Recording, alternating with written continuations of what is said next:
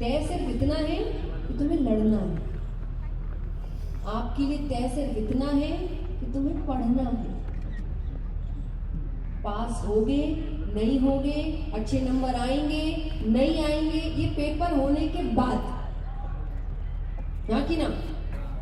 लोग कहते हैं कि अब कैसे छोड़ दे, ये भी तो सोचने की बात। जो आपके बस में नहीं वो सोचकर फायदा है, और जो आपके बस में है उसके बारे में बात करिए। हम उसके बारे में नहीं करते, हम जो बस में नहीं है उस पर थिंकिंग करिए। हम क्या कर सकते हैं ये कोई नहीं सोच रहा। हम मेहनत कर सकते हैं, हम शेड्यूल बना सकते हैं, हम टाइम टेबल सेट कर सकते हैं, टाइम मैनेजमेंट कर सकते हैं, बाकी हमसे जो आगे हैं उनसे सीख सकते हैं। ये तो मेहनत के काम है। ये करके क्या होगा? तो मैं एक बात हमेशा कहती हूँ कि शास्त्र आपको पूजा पाठ नहीं सिखाते, शास्त्र आपको जीवन जीना सिखाते। यहाँ जितना युवा बैठा है आपने बहुत कुछ करके देख लिया, मुझे पता है। एक ही एज है ना, सारे रास्ते पता है मुझे आपके, कहाँ जाते हो। और मैं एक बात कहूंगी, दोस्तों से तो कभी सीख लेना ही नहीं दिक्कत कभी नहीं। इनको खुद को नहीं पता क्या करना है। बस दिक्कत ये है कि दूसरों को सीख देते वक्त ना हर व्यक्ति एक मोटिवेशनल स्पीकर है, हाँ कि ना। सबके अंदर का स्पीकर जाग जाता है, लेकिन वही दिक्कत जब खुद पे आती है। तो अगर आप अपने जीवन में स्टेबिलिटी चाहते हैं, शांति चाहते हैं, मैच्योरिटी चाहते हैं, शास्त्र उठाइए। ये पता नहीं कौन सिखा के चला गया कि भगवान की भक्ति 50-60 साल बाद करते हैं, क्योंकि वो चाहता ही नहीं था कि आप भक्ति करें। और मैं एक बात बताओ, आप मुझे उस उम्र में भगवान को बुला के करोगे क्या? जनरल थॉट, जब हम कह रहे हैं कि शास्त्र जीवन जीना सिखाते हैं, आप सीख कब रहे? बताओ। जब जीवन ही खत्म हो गया, अब व्यक्ति सीख नहीं सकता। अब सिर्फ वो अंदर ही अंदर रिग्रेट कर सकता है कि मुझे क्या करना था, मैंने क्या किया। और सबको पता है उसने क्या किया और क्या नहीं किया। किसी ने बड़ी सुंदर बात कही है कि सबको अपने कर्मों का पता होता है, वरना ऐसे ही गंगा जी पर इतनी भीड़ नहीं है।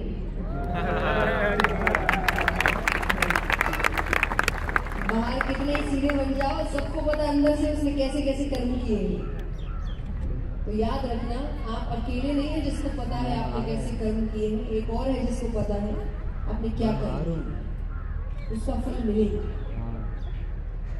इसीलिए जरूरी है जब युवा अवस्था है, जब एक्चुअल प्रॉब्लम्स आ रही है, जब एक्सपोजर है आपके सामने, इतने तरीके की डिस्ट्रैक्शंस है आपके सामने, और इन सब को लेकर कंफ्यूजन है आपके मन में।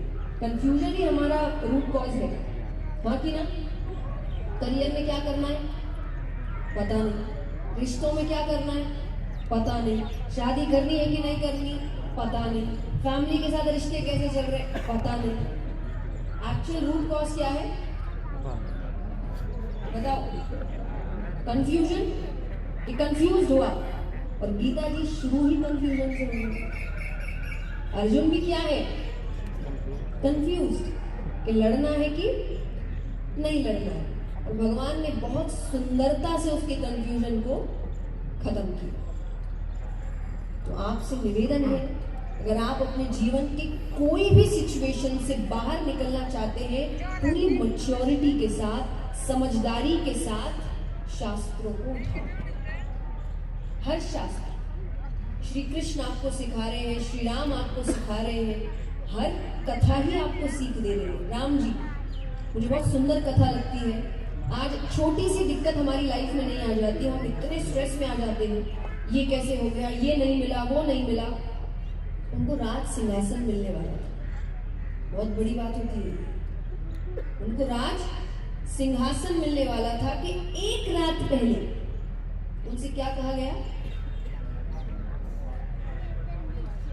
अरे अब मान लो आपकी जगह राम जी होते तो वो यही कहते कि भाई ठीक है, राज सिंहासन मत दो, घर से तो मत निकालो, जो मिलने वाला है नहीं मिला चलेगा, पर जो है वो तो मत छीनो। उनको तो जो मिलने वाला था वो तो नहीं मिला, कि राज सिंहासन तो भूल ही जाओ, घर भी नहीं, राजा तो नहीं बनोगे, राजकुमार भी नहीं रहोगे। अब इसके बाद तो व्यक्ति को पूरा ही टूट जाना चाहिए। पर आपको पता उन्होंने क्या किया? अपनी माता के पास जाते हैं, पूरी कहानी बता रहे हैं, और अपनी माता से जाकर कहा कि पिता ने मुझे वन का राज्य दिया, अब यहाँ का नहीं वहां का राजा बनूंगा। इसको कहते हैं पॉजिटिव माइंडसेट। जो चाहिए था वो नहीं मिला, कोई बात नहीं, पर अब जो मिलेगा उसी का राजा बनेगा।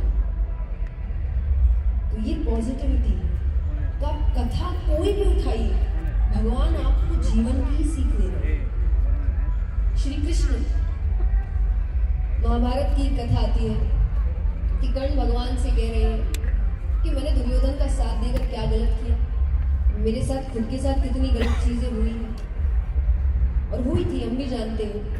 तो भगवान को बता रहे ये गलत हुआ, वो गलत हुआ, जहां पैदा हुआ उसने अपनाया नहीं, ऐसा। भगवान कह रहे किसको बता रहा हूं? जिसके जन्म लेने से पहले मृत्यु तैयार खड़ी थी। कंस यही तो कह रहा था कि पैदा तो हो, तो मेरे जन्म लेने से पहले मेरी मृत्यु तैयार खड़ी थी। पैदा होते ही माँ बाप से अलग कर दिया गया। कितना ही हम कह ले, पर असल माँ बाप कौन है? देवकी माता, वसुदेव जी, उनसे तो अलग कर दिया, दूसरे घर ले गए। अब बच्चा 6-7 साल 10 साल का होता है तो एक तरीके से जुड़ाव होता है माँ बाप से। 10-11 साल हुए नहीं, वहां जुड़ाव हुआ नहीं, फिर लेकर आ गए। जिनसे प्रेम किया उनका साथ नहीं मिला, जिसके लिए पूरा युद्ध किया, धर्म के लिए किया, फिर भी अंत में श्राप किसको मिला?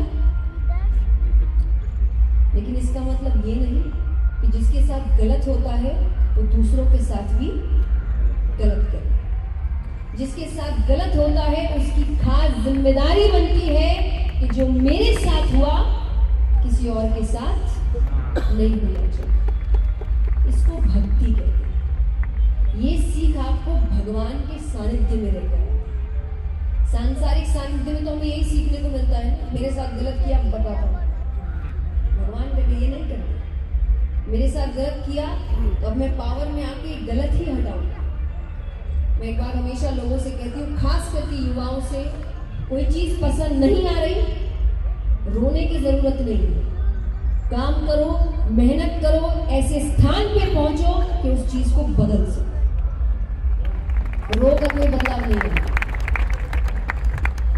तो ये छोटी सी कोशिश है, कुछ बातें आप अपने जीवन में अगर उतार सके, और अगर कुछ भी नहीं तो एक ही उतारे। घर में सबके गीता जी रखी होगी, सबके श्रीमद् भागवत रखी होगी, रामायण रखी होगी, उठाएंगे। घर पे सबकी रखिए, हाथ भी जोड़ लेते हैं, खोलता कोई नहीं, उसको खोलिए, पढ़िए, असली बदलाव करिए। बहुत बहुत धन्यवाद। हरे कृष्ण।